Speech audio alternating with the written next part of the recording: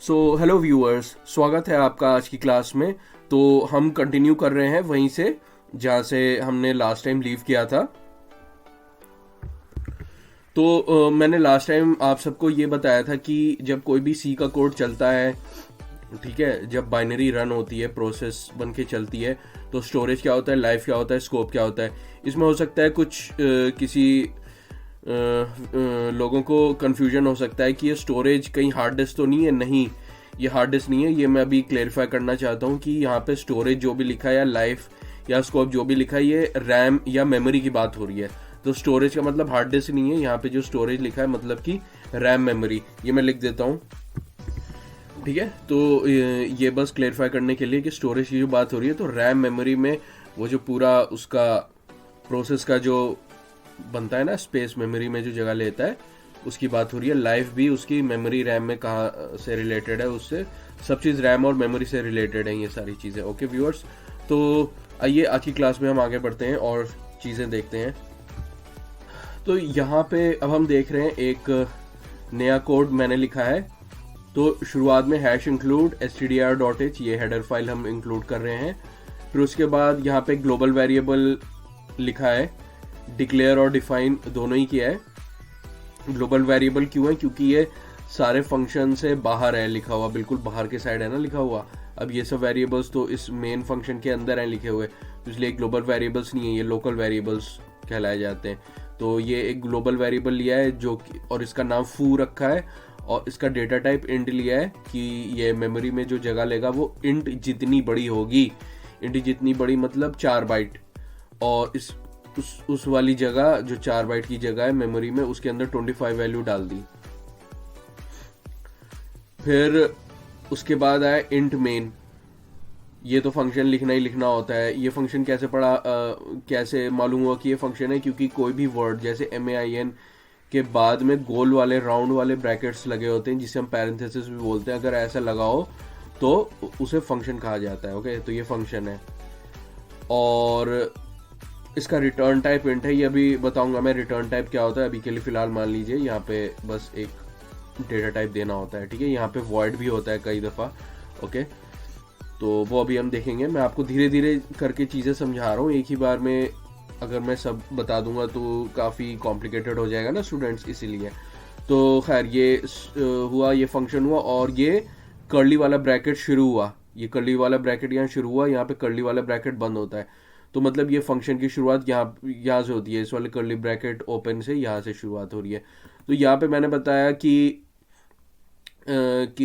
भाई मैं टेस्ट नाम का एक वेरिएबल लेना चाहता हूँ जिसका डेटा टाइप जो इतनी इंट जितनी जगह मेमोरी में लेगा, और उसके अंदर 10 वैल्यू डाल दी। ओके, ये मैंने बताया। और कॉमा करके फिर से मैंने एक दूसरा वेरिएबल लिया। क्योंकि कॉमा करके ले रहा हूँ ना, तो इसका डेटा टाइप यही माना जाता है, इंट, ठीक है। तो फू भी जो है जो यहाँ पे ये वाला फू जो कि लोकल वेरिएबल है, इसका भी डेटा टाइप इंट है, और इसके अंदर वैल्यू मैंने 12 डाल दी, ठीक है। तो कॉमा करके भी हम अलग अलग वेरिएबल्स हम लिख सकते हैं। तो ये दो वेरिएबल्स और दोनों का डेटा टाइप इंट है। अब उसके बाद ये हुआ मेमोरी में भाई दो जगह बन गए, ठीक है, दोनों के लिए। अब इस पे ये वाला स्टेटमेंट पे आई बात, 9th वाले स्टेटमेंट चलने की बात आई। तो इसमें टेस्ट को मैं %d में डाल के प्रिंट करा रहा हूँ, मतलब आउटपुट पे दिखाना चाह रहा हूँ। तो टेस्ट मेमोरी एरिया में जाएगा, देखेगा, खोजेगा। भाई सबसे पहले लोकल वेरिएबल में खोजता है। वो लोकल वेरिएबल मतलब जो इस ब्लॉक के अंदर होते हैं। तो हाँ भाई, इसमें एक टेस्ट नाम का वेरिएबल है, उसके अंदर तो 10 वैल्यू थी, तो वो 10 यहाँ पे %d पे ला के रख देगा, और फिर 10 हमें आउटपुट पे दिख जाएगा। और फिर स्लैश एन दिखता नहीं है व्यूअर्स, वो बस न्यू लाइन पे ले जाने के लिए होता है आउटपुट पे, ठीक है। तो ये वाली बात भी हो गई, 10 आ गया आउटपुट पे, प्रिंट हो गया, बाहर आ गया, हमें दिख गया। उसके बाद फिर दूसरी लाइन चलती है प्रिंट एफ की। तो इसमें इसने फू देखा। अब यहाँ पे आप ध्यान दिएगा व्यूअर्स कि फू जो नाम का वेरिएबल है वो लोकल वेरिएबल भी है। लोकल वेरिएबल मैंने बताया था, जब ब्लॉक के अंदर कोई, जैसे ब्लॉक या फंक्शन का ब्लॉक है, इसके अंदर कोई वेरिएबल डिक्लेयर या डिफाइन हो, मतलब लिखा हुआ हो, तो उसे हम लोकल वेरिएबल्स कहते हैं। और जो बिल्कुल बाहर लिखा होता है उसे ग्लोबल वेरिएबल्स कहते हैं। तो ये वाला फू अब सी रन टाइम कहाँ से कौन सी वाली वैल्यू देखेगा, इस वाली फू की वैल्यू देखेगा, इस वाली फू की वैल्यू देखेगा। तो ऐसे केस में क्या होता है, जो लोकल वेरिएबल है ना सबसे पहले वहाँ पे खोजता है वो। तो इसे फू की वैल्यू यहाँ पे लोकल में मिल जाएगी, लोकल वेरिएबल जो कि स्टैक मेमोरी में होती है वहाँ से मिल जाएगी। तो ये सीधा स्टैक मेमोरी से ये फू के अंदर की जो वैल्यू है 12 वो ला के यहाँ परसेंटेज डी पे रख देगा और फिर आउटपुट हमें 12 दिख जाएगा। और तो इसमें मेन बात क्या हुई कि अगर ग्लोबल वेरिएबल का जिस नाम का है, जैसे कि फू नाम का है, उसके सेम नाम का अगर लोकल वेरिएबल अगर होना लिखा हुआ तो ये, और अगर हम इसी सेम ब्लॉक में वही वेरिएबल का नाम हम एक्सेस कर रहे हैं उस वेरिएबल को, तो वो लोकल वाले वेरिएबल को पहले देखता है। ओके, और तो ये देख लिया, इसका काम हो गया। तो इसके ग्लोबल वेरिएबल को तो इसने देखा ही नहीं, ठीक है। तो इसलिए सबसे पहले 10 जो है वो टेस्ट से प्रिंट होगा, फिर 12 हमें आउटपुट पे प्रिंट होके दिखेगा। तो मैं अब इस पूरे कोड को चलाता हूँ।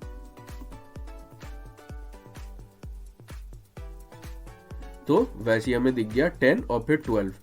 तो 12 ये फू का वो लोकल वेरिएबल से आया। ओके, तो आइए आगे बढ़ते हैं। अच्छा व्यूअर्स, अब हम देखेंगे डिक्लेरेशन और डेफिनेशन का क्या मतलब होता है। ये वैसे मैं अभी आपको समझाने के वक्त मैंने कई दफ़ा वैसे बता भी दिया है, लेकिन मैं थोड़ा और फॉर्मली आपको बता देता हूँ डिक्लेरेशन और डेफिनेशन का क्या मतलब होता है। और ये दो वर्ड्स काफ़ी दफ़ा आपको सुनने को मिलेगा, डिक्लेरेशन और डेफिनेशन। तो ये दोनों अलग अलग चीज़ें हैं। तो आइए मैं आपको बिल्कुल ही आसान तरीके से बताता हूँ क्या मतलब होता है। तो ये होता है डिक्लेरेशन का मतलब अनाउंस कर देना, कोई वेरिएबल और फंक्शन है, मतलब घोषणा कर देना, ठीक है, घोषणा कर देना। ये आप बस अभी याद रखिएगा, ये आपको थोड़ा अजीब सा लग रहा होगा इसका क्या मतलब है, क्योंकि स्टूडेंट्स क्या है ना कि धीरे धीरे पढ़ाना होता है ना, तो ये चीज़ें आपको तब क्लियर होंगी जब आप मल्टीपल फाइल्स अभी देखेंगे ना। कोड अभी तो हम एक ही फाइल में कोड लिख लिख के कर रहे हैं, तो सब आसानी से हो जा रहा है। जब हम एक से ज़्यादा फाइल्स में, अलग अलग फाइल्स में कोड लिखेंगे ना, तब आपको इसकी क्लैरिटी वहाँ मालूम होगी। मैं बहुत अच्छे से आपको बताऊंगा। और डिफिनेशन का क्या मतलब है, कोई वेरिएबल या फंक्शन डिफाइन हो गया, इसका क्या मतलब है कि वो वेरिएबल या फंक्शन जो है मेमोरी में उसने जगह कोई ले लिया है, ठीक है। डिक्लेरेशन करते वक्त ये मतलब नहीं है कि उसने मेमोरी में जगह ले ली, ठीक है। अगर हमने कोई चीज़ डिक्लेयर करी तो उसका ये मतलब नहीं होता कि उसने मेमोरी में जगह ले ली। वो उसका अगर मेमोरी में जगह ले ली तो उसका मतलब होता है कि उसकी डेफिनेशन हो गई, हमने डिफाइन कर दिया। ओके, डिक्लेरेशन का मतलब होता है बस घोषणा, और डिफाइन का मतलब होता है वो मेमोरी में जगह ले ले। तो आमतौर पे अगर ये हम जो नॉर्मली देख रहे हैं वेरिएबल्स, तो आइए मैं आपको अभी जो कोड लिखा वो मैं उसमें बताता हूँ। तो ये जस्ट अभी हमने कोड देखा था। तो इसमें यहाँ पे ये जो वेरिएबल है हमने घोषणा कर दी ना, अनाउंसमेंट कर दी कि भाई मैं फू नाम का एक वेरिएबल ले रहा हूँ, भले ही वो ग्लोबल हो, उससे कोई फ़र्क नहीं है। एक तो घोषणा भी कर दी, और उस वक्त इंटीजर के साथ इस तरीके से ऐसे लिखने से ना उसके मेमोरी में जगह भी ले लेता है वो, तो मतलब डेफिनेशन भी हो गई। तो इसलिए ये जो लाइन है ये डिक्लेरेशन भी है, डेफिनेशन भी है। ओके, वैसे ये लोकल वेरिएबल्स के लिए भी, भले ही ये लोकल वेरिएबल्स अलग जगह अपनी जगह लेते हैं, स्टैक मेमोरी में, स्टैक सेगमेंट में अपनी जगह लेते हैं, भले ही इस पे ये डिपेंड नहीं कर रहा कि ये डेफिनेशन में कि भैया मेमोरी में कौन सी जगह आपने वो वेरिएबल या फंक्शन वो कौन सी जगह मेमोरी में ले रहा है, उससे मतलब नहीं है, कहीं भी जगह ले ले वो, तो वो डेफिनेशन हो जाती है मतलब। तो यहाँ पे भी लोकल वेरिएबल्स है, ये ग्लोबल वेरिएबल ने तो अपनी जगह डेटा सेगमेंट में ली है ना, ग्लोबल सेक्शन भी कहते हैं, और ये जो लोकल वेरिएबल है इसने अपनी जगह स्टैक सेक्शन में ली। तो यहाँ पे हमने फिर भी घोषणा तो कर दी ना इस ब्लॉक के अंदर कि भाई यहाँ पे मैं एक टेस्ट नाम का एक वेरिएबल ले रहा हूँ, और तो डिक्लेरेशन भी हो गई इस हिसाब से। और फिर क्योंकि ऐसे इंट टेस्ट इक्वल टू 10 ऐसे करके लिख दिया, अगर सिर्फ इंट टेस्ट भी लिखा होता तो भी डेफिनेशन तभी भी हो जाती, डिक्लेरेशन एंड डेफिनेशन, ठीक है। और जब इक्वल टू 10 कर दिया तो एक चीज़ और हो गई, इनिशियलाइजेशन हो गया, ठीक है। वैसे यहाँ पे फू पे डिक्लेरेशन भी है, डेफिनेशन भी है, इनिशियलाइजेशन भी है, ठीक है। तो यहाँ पे डिक्लेरेशन भी है, डेफिनेशन भी है, इनिशियलाइजेशन भी है, ये भी डिक्लेरेशन भी है, डेफिनेशन भी है, इनिशियलाइजेशन भी है, ये भी डिक्लेरेशन भी है, डेफिनेशन भी है, इनिशियलाइजेशन भी है। इनिशियलाइजेशन मतलब कि बिल्कुल शुरुआत में ही वैल्यू दे देना, ठीक है। जिस वक्त आप डिक्लेयर या डिफाइन कर रहे हो ना, बिल्कुल उसी वक्त वैल्यू उसको दे देना ना, उसको इनिशियलाइजेशन कहते हैं। ये भी मैं लिख देता हूँ। तो यहाँ पे देख सकते हैं इनिशियलाइजेशन का मतलब क्या हुआ, वैल्यू असाइन कर देना डेफिनेशन के ही टाइम पे, या फिर आप और आसान लैंग्वेज में मतलब स्टार्टिंग के वक्त ही असाइन कर देना वैल्यू। असाइन मतलब वैल्यू उसमें डाल देना, ओके। तो जैसे यहाँ पे इक्वल टू 12 करके मतलब फू वेरिएबल के अंदर हम 12 की वैल्यू डाल दे रहे हैं, तो ये बिल्कुल शुरुआत में ही कर दे रहे हैं ना, तो इसीलिए ये इनिशियलाइजेशन हुआ, ओके। तो अब मैंने एक ये नया कोड लिखा है, ठीक है। ये बिल्कुल नया है कुछ, मैं आपको इसमें बताता हूँ। तो यहाँ पे ये जो ऊपर जो लिखा है, जैसे कि मैंने बता दिया कि ये डिक्लेयर भी हमने कर दिया कि शुरुआत में ही भाई मैं फू नाम का एक वेरिएबल ले रहा हूँ, और उसकी जगह मेमोरी में वो हो गई, बन गई है ना, ग्लोबल सेक्शन में या डेटा सेगमेंट में मेमोरी, इसमें इंट डेटा टाइप जितनी बड़ी मेमोरी बन गई, जो कि यूजुअली 4 बाइट होती है।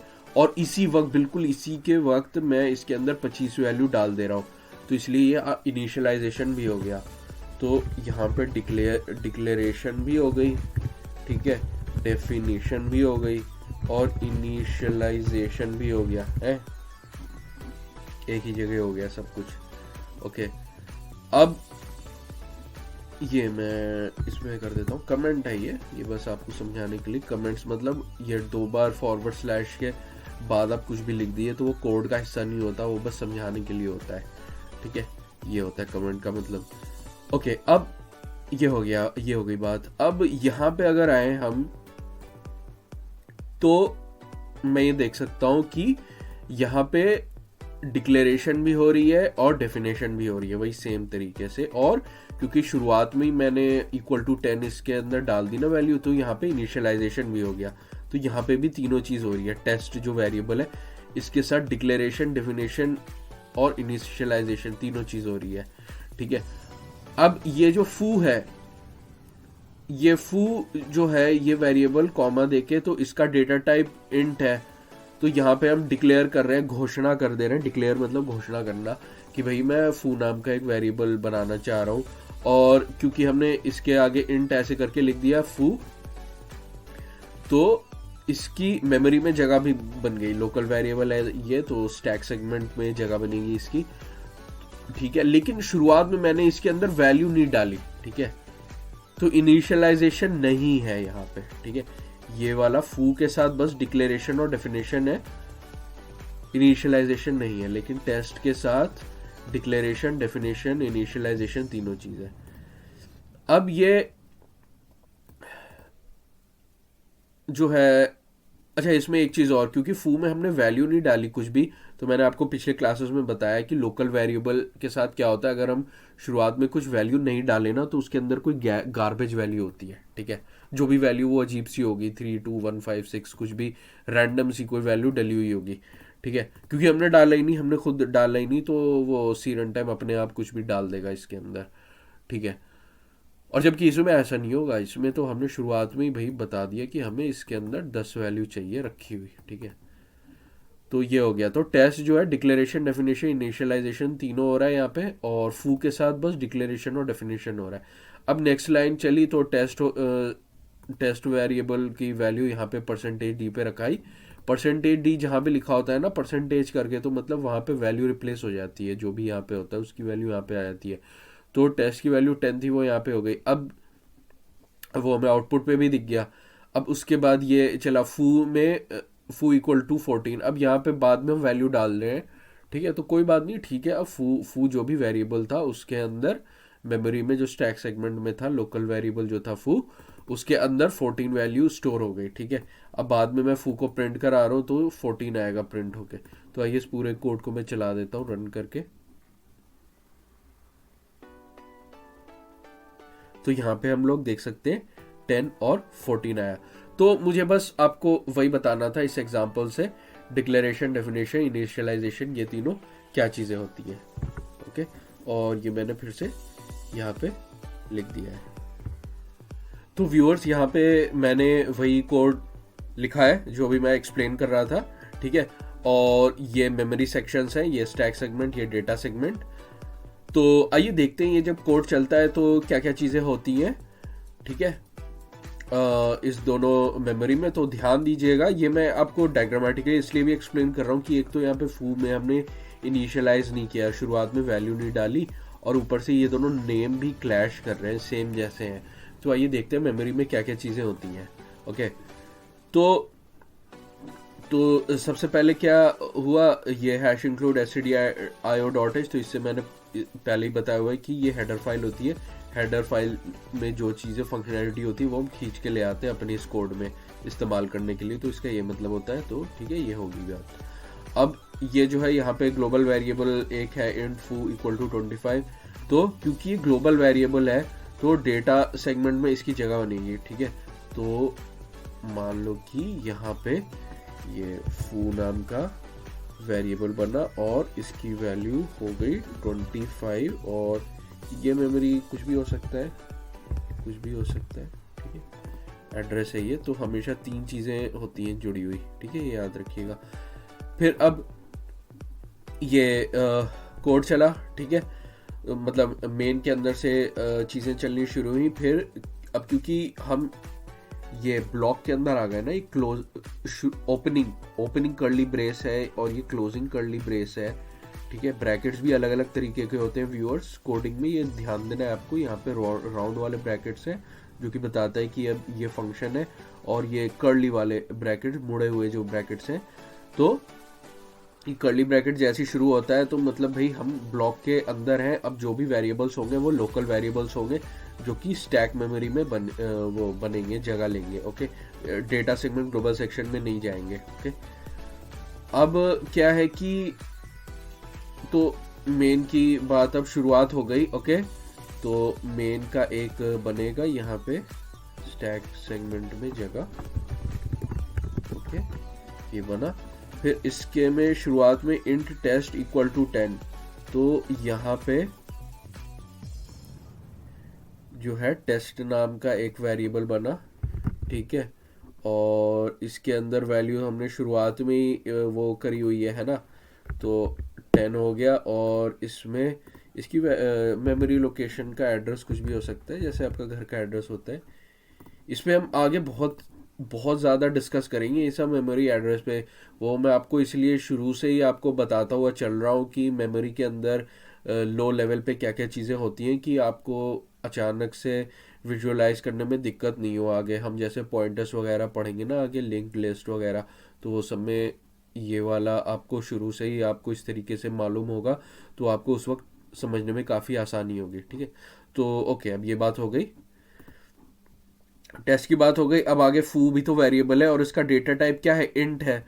तो अगेन मेमोरी में इंट जितनी जगह बनेगी, ठीक है। और फू नाम का यहाँ पे वेरिएबल बन गया। ओके, और इसकी मेमोरी एड्रेस जो है कुछ भी है, वो तो अभी उसकी ऐसी कोई ज़रूरत नहीं, मेमोरी एड्रेस।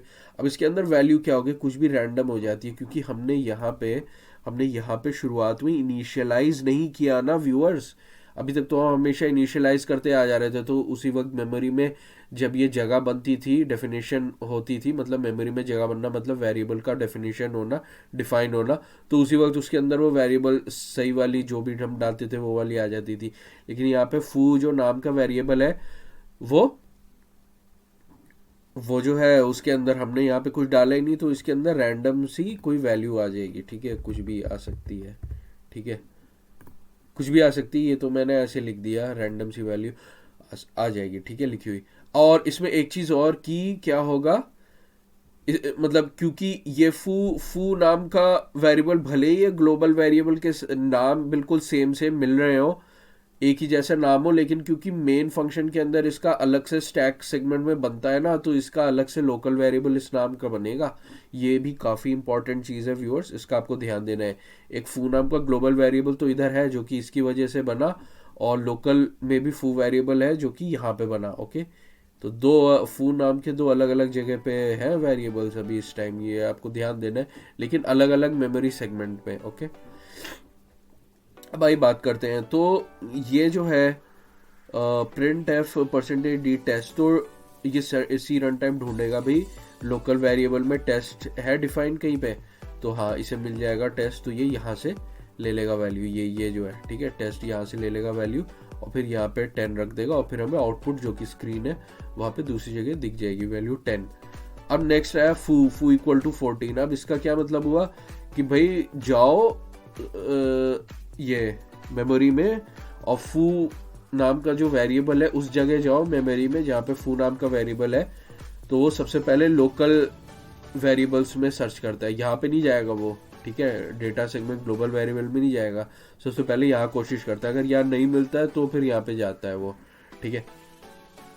तो यहाँ पे वो गया, ओके, जब हम इस स्टेटमेंट में आया तो इसे मिल गया, अच्छा यहीं पर ये लोकल वेरिएबल, तो वो इसे ही वो करेगा इस्तेमाल। अब तो इस्तेमाल वो कैसे करेगा कि फू के अंदर हम 14 को डाल रहे हैं, तो इक्वल टू में क्या होता है जब राइट साइड दाएं वाली चीज लेफ्ट के अंदर चली जाती है, तो ये प्रोग्रामिंग में आपको ध्यान देना, ये हर जगह हो रहा है, इक्वल टू या 25 लिखा तो राइट साइड वाली चीज लेफ्ट में चली जा रही है, यहाँ पे भी वही हो रहा है, 14 वाली चीज लेफ्ट में चली जा रही है, तो फू के अंदर 14 आ जाएगा। ओके, यहाँ पे क्या हो जाएगा, 14 हो जाएगा। ओके,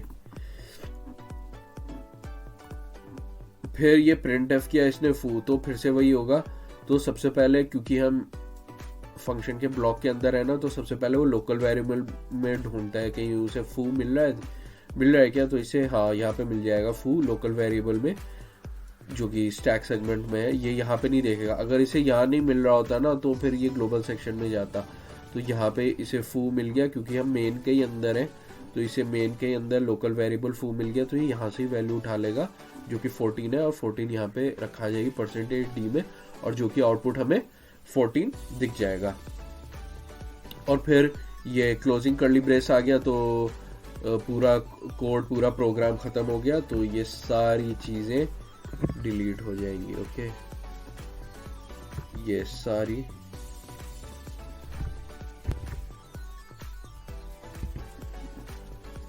ओके, तो पूरा प्रोग्राम अब खत्म हो जाएगा, हमारा कोड जो चल रहा था वो खत्म हो जाएगा। ओके, तो ऐसे होगा, तो इसमें हमने देखा 10 और 14 आएगा आउटपुट में, जो कि ये रहा, यहाँ पे हम देख सकते हैं 10 और 14, जब ये कोड हमने चलाया था तो यही आया था।